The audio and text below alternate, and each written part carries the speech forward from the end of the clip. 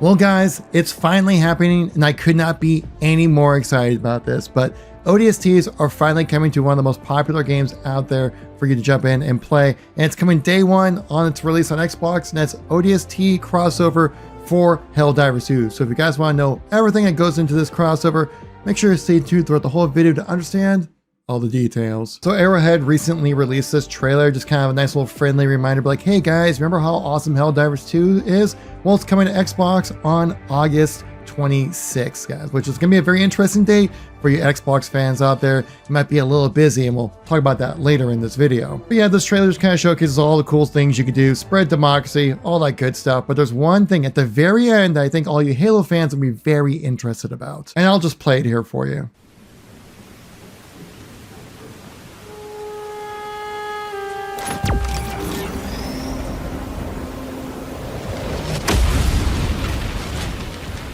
And no, your eyes and ears did not deceive you. You heard the smooth jazz of ODST in the rainy streets of Earth for Helldivers 2. Meaning that, yes, we're going to get a Helldivers ODST crossover, and I couldn't be more excited about it. So what's going to be in this crossover? How can it affect the gameplay? And, what can you expect to really... Big question is how much you're going to have to pay for it. But you're not going to have to look too far back in the past to see what the Arrowhead has done previously, especially with Killzone 2. But this had a bit of a controversy when it comes to the community, really just because it was a bit egregious. Because even though this bundle came as a typical superstore thing with like an armor set, a weapon, some banners and stuff like that, pretty standard stuff that they do for their collaborations and different types of customization.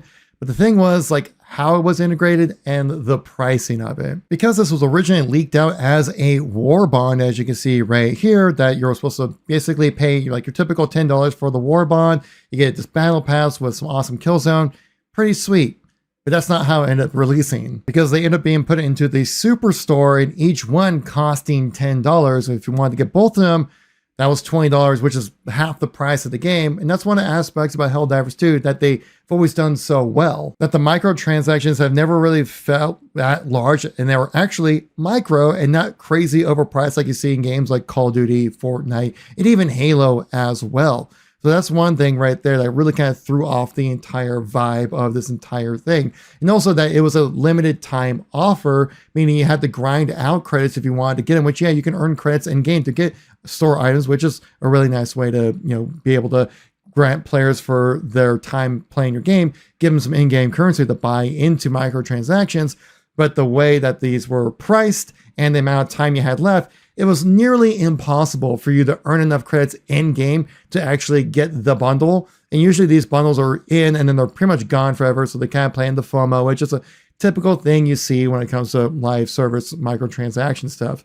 So that's what was a big issue right there. Ended up having to walk that back to where they still had the first half of the bundle paid for in the shop, and then they end up gifting the second half to the community, and they're like, sorry, our bad. So I'm going to assume that Arrowhead learned their lesson from their last collab, like give players an opportunity if they grind it out, if they want to grind it out, make it into a war bond so that people can buy it and not have to worry about FOMO, or also can just buy it later on, because that's another thing about their war bonds is that they don't go away. They stay within the game, so you can still grind them out and buy into it if that's something that you want to do, which was something I would want to do as a Halo fan. So let's then ask the question, what kind of stuff could we see for this crossover? Well, if it's anything like we've seen in the past, we usually get like a weapon, an armor set, a cape, as well as some nameplates and helmets and stuff like that as well. They will have different traits for these armor sets typically as well. These were actually very good weapons and very good set of armor to be added into the game. That's also kind of added into the controversy for the Killzone side of things.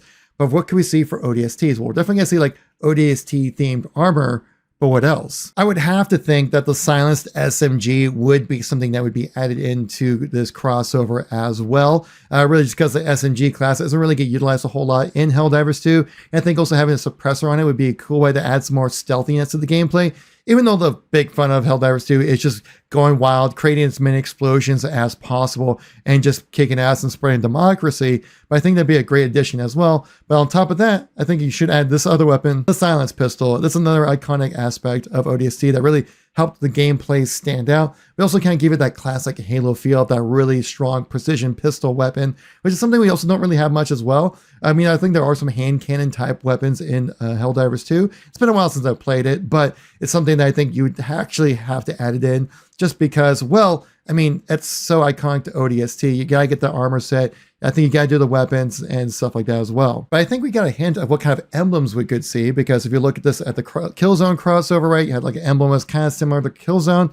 Well, they kind of hinted at this again through their Discord, and it was shared here on Twitter, showcasing some, well, pretty interesting things. If you listen to the audio of this right here, you'll probably get some familiarity. You hear that? Sounds a little familiar, right? Well, turns out if you play it backwards, very similar to the superintendent. So I'm assuming we'll likely see the emblem of like the superintendent being as like the emblem you can get in the game as well. Might even put that in the back of the cape as well, which would be kind of fun. And can I just say I'm genuinely happy that this crossover is happening in a game that I would actually want to play, because the most recent crossover is happening here with Fortnite, showcasing red and blue Spartans as like a new microtransaction in the game, utilizing the Halo Infinite models. I'm assuming this probably was like a leftover crossover that was supposed to happen, but you know, Halo of its live service wasn't really alive for the longest time. And well, you know, they're kind of off doing their own thing now, but hey, Halo's in, you know, getting some more nostalgia posts and stuff like that. But you know, it makes me wish like we had some more crossovers when it comes to Halo in other forms of media. Like, how have we not seen like a Call of Duty bundle of like the Master Chief? Like, this was like a mock one the fan put together, and like, how long has Call of Duty been owned by Microsoft? We still have not seen any kind of like significant crossovers.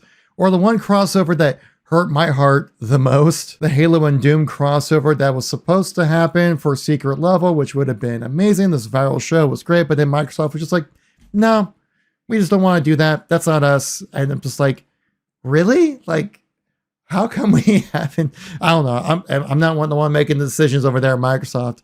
I just kind of wish we had this stuff. And remember how I said earlier in this video how the August 26th date was going to be a bit of a conflict for a lot of you Xbox fans out there, because even though this is releasing on the 26th, there's another notable game releasing on the 26th, because Gears of War Reloaded releases as well on August 26th. I feel like this is like a little bit of a jab by PlayStation to be like, okay, we're going to give you one of our titles, but it's going to be on the day of one of your most iconic titles to be re-released on your platform. So I think PlayStation's like, fine, we'll give it to you, but just know we're going to try to overshadow this. And I think having an ODST crossover on the release date on Helldivers 2 is going to kind of overshadow this quite a bit. Either way, I'm crazy excited. I've loved Helldivers 2 so far. I'm definitely going to jump back in. We'll definitely play around with the ODST bundle or a war bond or however they want to implement it. And I'll share with you guys on the channel, kind of showcase all the cool stuff you can do with it, and the perks and benefits and all that stuff. And hopefully the fair pricing model compared to what they did with Killzone. But anyways, guys, thank you all so much for watching. Greatly appreciate it. I'll catch you on the next one. Peace out.